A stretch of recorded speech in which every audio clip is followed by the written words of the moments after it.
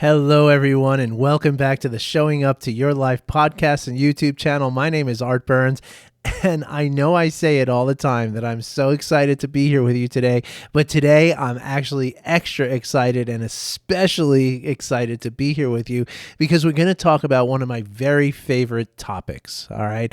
What we're going to talk about today is this amazing nerve in our body that's called the vagus nerve. And lo and behold, surprising as it was to me, and it might be for you, it has nothing at all to do with how you feel sitting at a gambling table. Sorry, folks.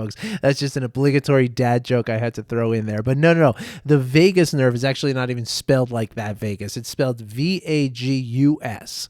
All right. Now, this vagus nerve is the longest nerve in our body. It actually extends. It goes from the cerebellum of the brain and the brain stem. So basically the very base of your brain, and extends all the way down to the bottom of your viscera. The viscera is like your trunk, right? And so it wraps around the bottom of all of your organs. And specifically what it's doing is it's connecting the three minds of the body, okay? It's connecting your brain to your heart to your stomach, or to your gut, as we might say, okay? And the beautiful thing about the vagus nerve, or one of the amazing things about there's a lot of amazing things, we're going to get into it right here, but the vagus nerve contains nerve endings that are both afferent and efferent, which means that it's a two-way street, okay? That it's sending signals up to your brain from your gut and your heart, but it's also going the other way around, right? So it's really syncing up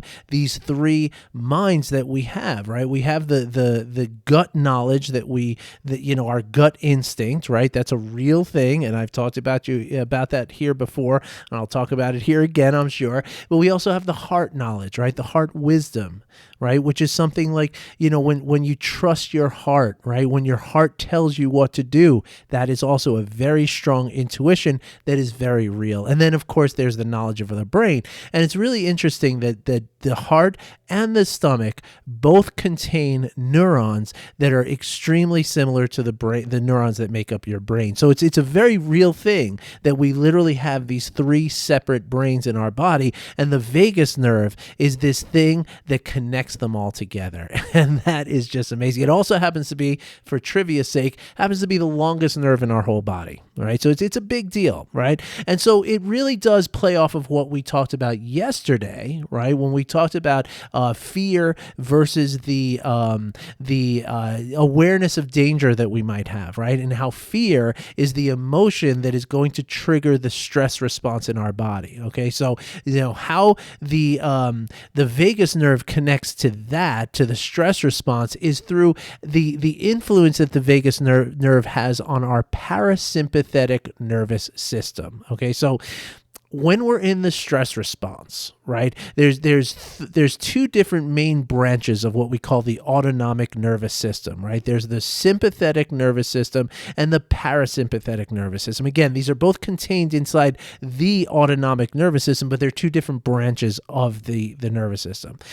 The sympathetic nervous system is what is active when we are in stress, right? When we are in the fight or flight mode of our body, right? When we're in this ultra, hyper aroused state of emotion and body, functioning, right? And we're ready to either run away from something that's chasing us or fight it off, or in some species that becomes freeze or faint, right? So for an opossum, right, the sympathetic nervous system gets activated and the opossum literally faints. He actually passes out so that it looks like he's dead, and therefore that's his survival mechanism, right, against predators rather, right? The predator will think that it's already dead, and I'm not eating a carcass, I'm looking for a live animal, right?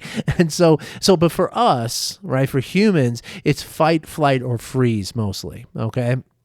And so when we're in that state of arousal, you can almost look at it like a car, okay? So the sympathetic nervous system is like the accelerator of the car, right? It's everything that makes the car go, right? It's the gas pedal, it's the fuel injector, it's the combustion of the engine, it's the thing that propels the car forward. It revs it all up. right? The parasympathetic nervous system, therefore, is the brakes of the car, right? The way that we can regulate our body to get to, sort of like in a car, it would be the cruising, speed, right? And that's what we're always looking for when we're driving, right? If we're constantly, slamming on the gas and then slamming on the brakes and we're going forward and back and real herky jerky movements, that's not good for anybody in the car, and it's not good for the car itself, right? So what do we try to do when we're in a car and driving? We try to reach, whether it's 30 miles an hour going down a boulevard or it's 60 miles an hour going down the highway, we look for that smooth sort of regulation, right? And so when we're going a little too fast, we kind of tap on the brakes a little bit, right? We don't have to slam on the brakes and shut everything down, but we tap on it a little bit to bring ourselves down, right? So that's the same way the sympathetic and the parasympathetic nervous system work, all right? The sympathetic nervous system is driving you really fast, right? The parasympathetic nervous system is bringing you down to that cruising sort of speed, right? It's going from fight or flight to what we call rest and digest.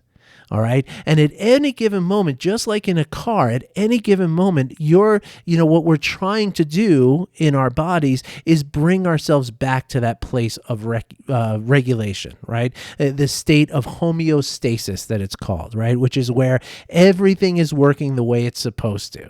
Right? And that means that our heart rate is where it's supposed to be, our blood pressure is where it's supposed to be, our digestive system, our immune system, our lymphatic system, our respiratory system, all of these things are operating the way that they're supposed to be operating. Okay? So it's the parasympathetic nervous system which brings us back to that state of being. Right? Which is a place of health, which is a place of the creative, sort of mode of your body, right? Not the survival mode of your body, right? It's the opposite of that.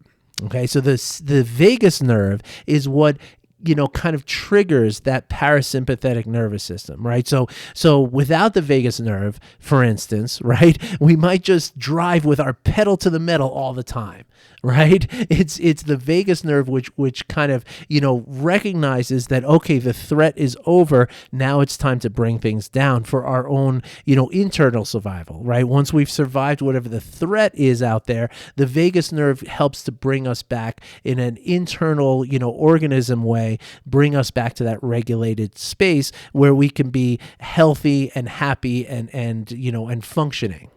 All right. So it's very, very important if you haven't picked up on that. Okay. So the way the vagus nerve works, right, is that, well, let me say not the way it works, because that's a little different terminology, but the vagus nerve is measured by something that is called the vagal tone. Okay. And the vagal tone, it's really fascinating. Okay. There is a very slight difference in your blood pressure and your heart rate and the mechanism of your cardiovascular system, right? There's a slight difference between when you're breathing in and you're breathing out. Okay. Now it's not something you can measure with a cuff, blood pressure thing, like you go to the doctor and you get your blood pressure taken. That's not going to measure the vagal tone, right? It's very, very slight. And it's literally like in between the heartbeats, right? Like that's where this thing happens, right? But essentially, the greater difference in your blood pressure between the in-breath and the out-breath is what we call a higher vagal tone.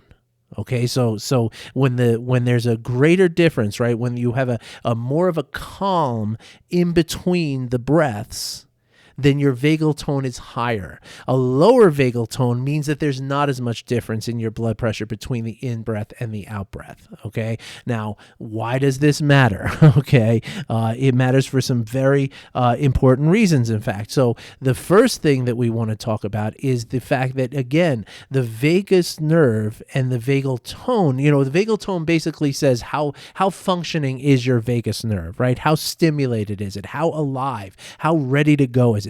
Because like other nerves in our bodies and like our systems at large and our muscles and everything else, if we're not using it, it is going to atrophy, right? It is not something years and years and years ago, scientists used to have things so backwards, right? Years ago, they thought that the brain, as soon as you were about 25 years old, that was it. You had all the nerve, all the brain cells you were ever going to have. You were never going to grow anymore. Nothing was going to change.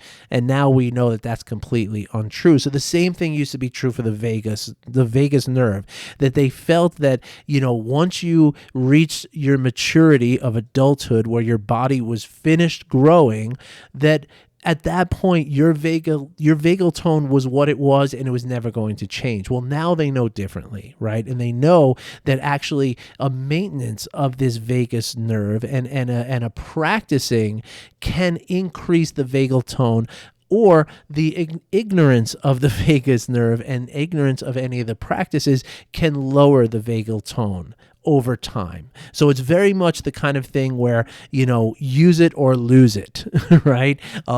Now, there's definite benefits. Okay, aside from the ability for you to go from the stress to homeostasis, which is everything, right? I mean, that is so huge, especially in modern times, right? Because when we're in the stress response, we're getting into all kinds of really, really difficult situations, right? Difficult status of our body, right? Again, our body is in this hyper arousal state. So everything is just running as fast as it can, right?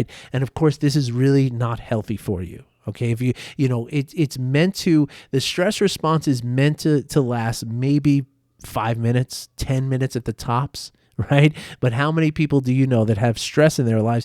Maybe you are someone who experiences stress in your body, not stress in your life, but stress in your body, and it's all the time, right? I've told you here, 77% of American adults deal with chronic stress, meaning that every single day their body is going into that stress response. And that is just not only is that not natural, and not only is that not the way that we are meant to function as mammals, just like any other mammal on the earth, it's actually very, very damaging to you, right? It would be, again, going back to the car analogy. Imagine if you had a car and you literally just put a cinder block on the gas pedal and had the car up on jacks and put a cinder block on the gas pedal, so it just was revving as high as it possibly could.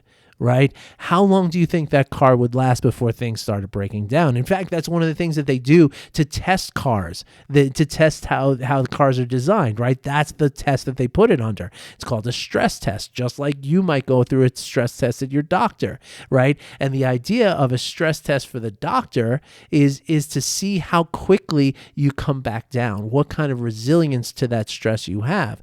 But just like a car, if you never come back down from that, there's only a certain amount of time that your heart can keep beating so fast and your blood can keep pumping, your lungs can keep going. Eventually things are going to break down, and they do, right? And that's why most doctors at this point will tell you that even with genetics factored in, almost every single malady that we can experience as human bodies is related directly back to the level of stress that our body experiences, and how often and how chronically. Okay, it's that serious. Okay, so but even beyond that, the vagus nerve and the vagal tone have some extremely high health benefits or health risks, right? Higher vagal tone equals a lot of health benefits. Lower vagal tone equals a lot of health risks. And I'm going to name a few of these for you, okay? And it's not a happy thing, okay? Because the bad stuff is pretty bad, okay? Or pretty, scary, okay? So, but just know as you're listening to this that, again, it is all changeable. You can practice ways in which to raise your vagal tone, and I'm going to give you some practices to do that, okay? Right here, right now. All right, so the higher vagal tone is associated with lower blood pressure, better sugar regulation of your blood, reduced inflammation, better digestion, right? Because remember, it's part of your gut and it's also part of your heart. It's all connected. So your digestion is going to be better. Your heart rhythm is going to be better. It's associated with better moods, better stress resilience, and lower anxiety. Okay, these are all things associated with a higher vagal tone. Now, the negative aspects of the health that is associated with the lower vagal tone, okay, depression, diabetes or hypoglycemia, cardio issues, whole issues with your cardiovascular system. So heart arrhythmias, high blood pressure, all that kind of stuff, right, is all associated with a lower vagal tone. Increased risk of stroke, chronic fatigue, cognitive impairment, higher levels of inflammation, which is also going to increase your susceptibility to disease, because in your body, when you're inflamed, right, the inflammation of your body is just your body reacting to something that it thinks if it does this thing, it's going to get rid of whatever's attacking it, right? But again, because we're talking about stress, it's all coming from the thoughts and coming from the sort of mental activity, right? And so therefore it's not real, right? But your body doesn't know that it's real. And so therefore it's going to create inflammation because it's afraid and it thinks that this is the only way I can attack this thing that's happening in my body. But the problem is that if you stay in a state of inflammation in your body, that's where diseases can grow, right? Things like cancer. And so it's really, really dangerous to have inflammation in your body. And anything you can do, I mean, how many times have you heard anti-inflammation, right? Well, your body has its own built-in anti-inflammatory system, and that is the vagus nerve. Okay, so the higher vagal tone is associated with decreased inflammation. Lower vagal tone is associated with higher levels of inflammation. And then last but absolutely not least is lower vagal tone is associated with something called endometriosis. Now, endometriosis, I am not involved in this in any way because it has to do with the uterus. Okay, endometriosis is a condition in which the cells that belong on the inside of the uterus start to grow on the outside of the uterus. And for women who suffer from this, you're talking about a great amount of pain in their menstrual cycles, but you're also talking about, even at the worst case scenario, infertility. Right? So these are very, very major health issues that are all either regulated or dysregulated by the vagal tone. Now, again, the vagal tone is measured by the difference, the very slight difference in your blood pressure between the in-breath and the out-breath, when you're inhaling versus exhaling. Now, I'm sure the burning question is, okay, Art, I get it. How do I raise my vagal tone? And I'm really glad you asked that question, because it happens to be one of my very favorite practices. And as I told you yesterday, that practice is loving kindness or compassion practices. All right. Now, when we're functioning in compassion, right, and when we're having heartfelt, heart-centered, feelings of love, okay, this is going to increase the vagal tone. It's amazing, isn't it? And so let's go into what that means exactly, right? So, and there are other ways, I'll be honest and forthright with this and forthcoming with this, that there are other ways to practice to increase your vagal tone. There are other methods, and I'm going to go over those in a second, but loving kindness does a couple of other really important things, and compassion does a couple of really important things that are, kind of as a whole package. It's hard to deny, right? It's hard to get away from the fact of the benefit that we're talking about, right? So we've talked here a lot about empathic resonance, right? And mostly we talk about it in the context of a negative end of that, right? Like, so I always use the example of, like, if you're watching me hammer a nail into a board and I miss the nail at one point, I hit my thumb, right? You're going to feel that in your body. And that's because of mirror neurons, which are reflecting what you see into your own body, right? When you see somebody else go through something, you are going to experience that thing in your own brain and in your own body. But the empathic resonance works in both directions, right? Not only in both directions between you and me, but also in the positive as well as the negative. So it's not just when you see me bang my thumb with a hammer that you're going to feel that. You're also going to respond to my love. You're going to respond to my heartfelt connection to you. And it doesn't take much, even when we make eye contact with each other, right? When you make eye contact with another person, you share a smile with that person. You share just a warm feeling just for a brief, like a second of time.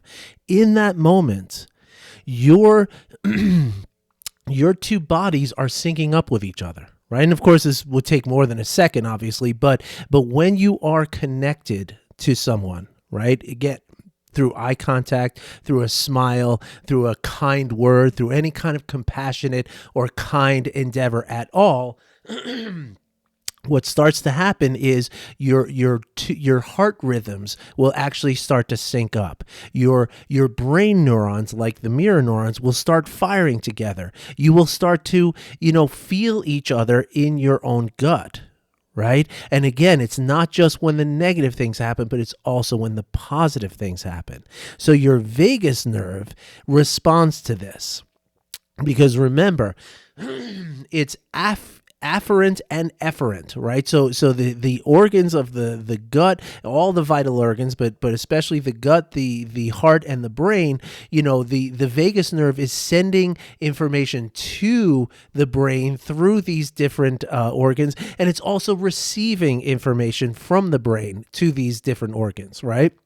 So that means that when you and I are together and we're making eye contact with each other and we're smiling to each other, when we're truly connected with each other on a heartfelt way, remember, there's that thing, that heart-mind, right? When my heart-mind is connected to your heart-mind, well, what happens is the body starts to respond to that, right? And the regulation of the heart rate and everything else that goes on, right? The vagus nerve is going to pick up on this, right? And the vagus nerve is really going to like it, and it's going to send that signal back up to the brain. It's going to tell the brain that everything is good, everything's fine, there's nothing to worry about. And then the brain sends that signal back out through the vagus nerve again to all the different components of your body, the gut, the heart, all the different vital organs at the bottom of your viscera.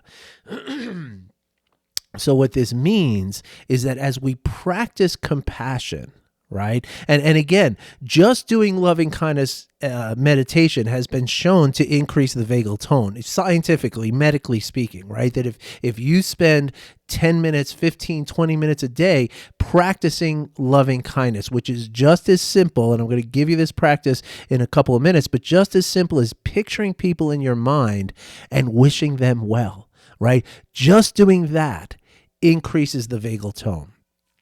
But then as we practice that compassion, what that does is that increases our capacity for the real human connection that we feel, and again, it doesn't have to be somebody that you're, that one person in your life that you love so much, or that family that you have, your children, whatever.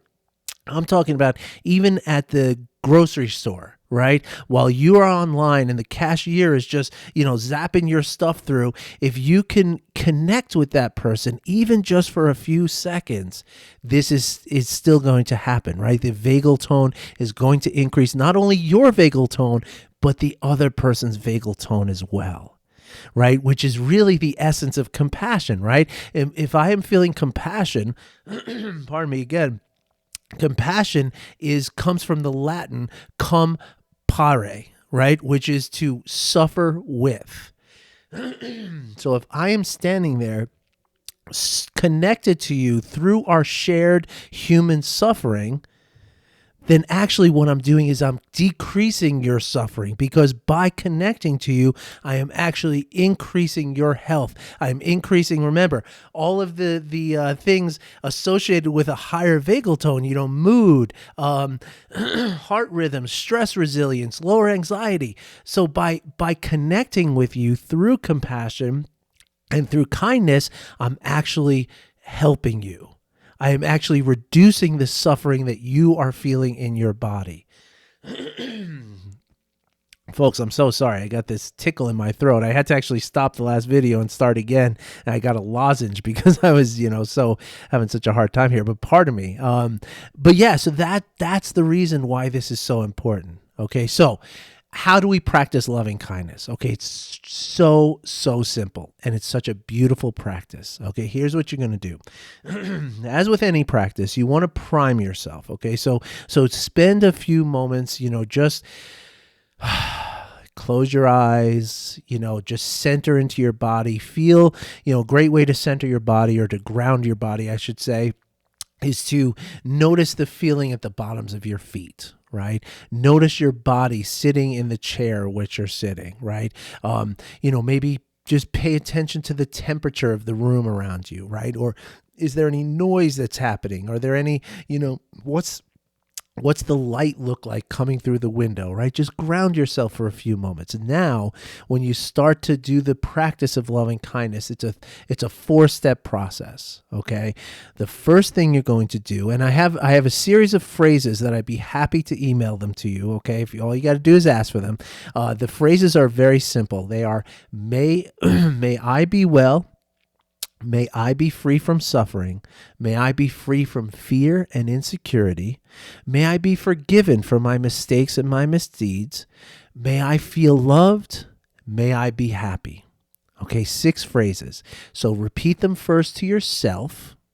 And then the next step is you're going to picture someone for whom it's really easy to wish these things. Okay, so this is your spouse. This is your children. This is somebody in your life who just represents nothing but good feelings. Picture this person in your mind as though you're looking at a photograph of them, and repeat the same phrases to them. May you be well. May you be free from suffering. May you be free from fear and insecurity, on and on. Next, you're going to take a person in your life who is neutral, right? Someone who, that cashier at the grocery store, right? The bank teller, the barista, the person who sits on the other side of your office, who you hardly ever talk to. Right? The neighbor 4 doors down who you never really got to meet, right? But you know who they are. You know that they're there in the world. So picture one of those people and repeat the same phrases. Now, finally, you're going to come to the difficult one, right? You're going to pick a person who maybe has hurt you before. Or maybe it's somebody in the public sphere that represents something that you don't like, right? In spite of how you feel about this person, repeat those phrases to this person, okay? Again, this is going to do something really important for you, not just with your vagal tone and your vagus nerve, but also just in the way that you experience life, okay? So trust me on this. This is a very, very powerful practice. It might seem automatic at times and mechanical, kind of doing it by rote and a little dry. And that's okay. It doesn't mean that it's not working. So keep doing that. Okay. If you could do that practice that I just said, maybe 2 or 3 times a day within a few short weeks, you are going to experience all the health benefits from a higher vagal tone. You're going to experience better connection to people in your life, and you're going to experience more happiness.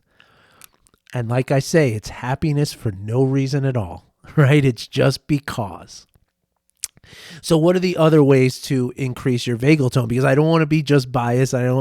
My favorite is the loving kindness, right? But that's what I do, right? It's a very powerful practice for me.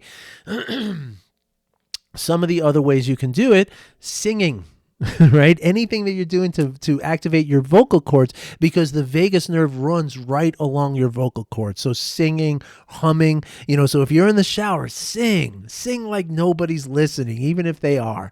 And that is going to help you increase your vagal tone. Deep, slow, diaphragmatic breathing.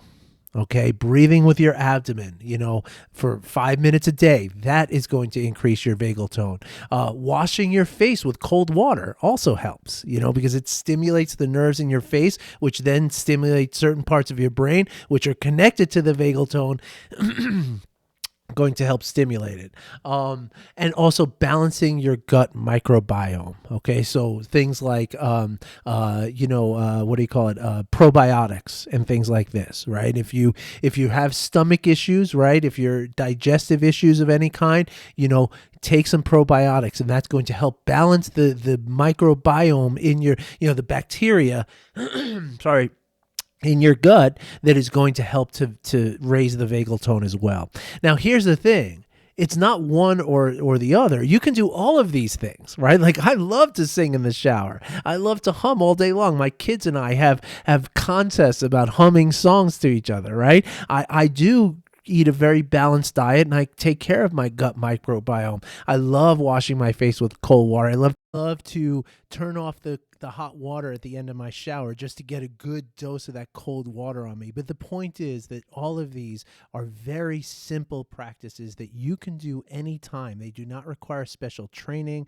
They do not require special setup or anything. It's just simple stuff that you can do. And I hope I convinced you today of how the benefits to doing some of these practices, right? The real health benefits. I mean, you're talking about longevity at this point. And so I hope I inspired you to do this.